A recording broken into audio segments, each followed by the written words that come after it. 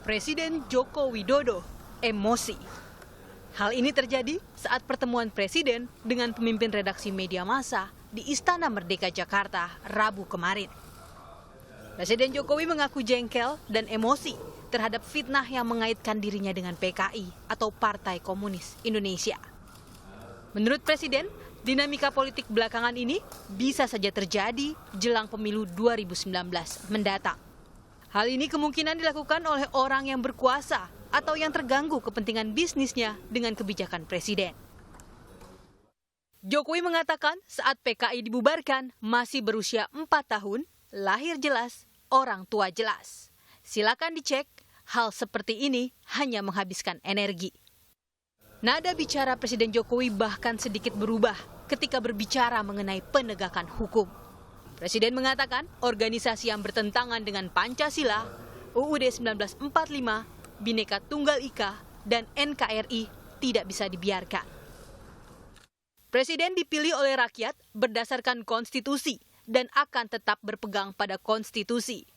Konstitusi menjamin kebebasan berserikat dan berkumpul, namun semua harus dalam koridor konstitusi. Jokowi pun melanjutkan, yang melawan konstitusi akan digebuk. Kalau PKI nongol, gebuk saja. Ketetapan MPR jelas soal itu.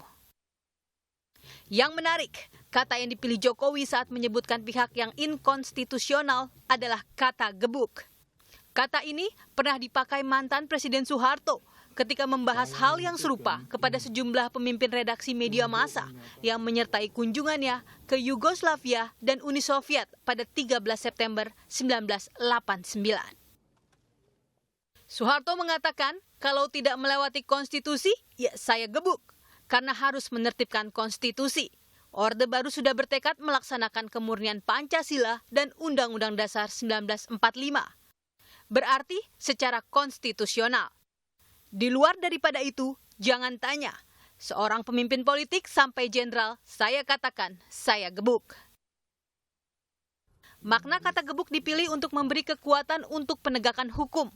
Diduga, Presiden Jokowi menggunakan istilah digebuk sebagai batas kesabaran terhadap organisasi yang bertentangan dengan konstitusi dan mengacu pada komunisme serta memecah Negara Kesatuan Republik Indonesia.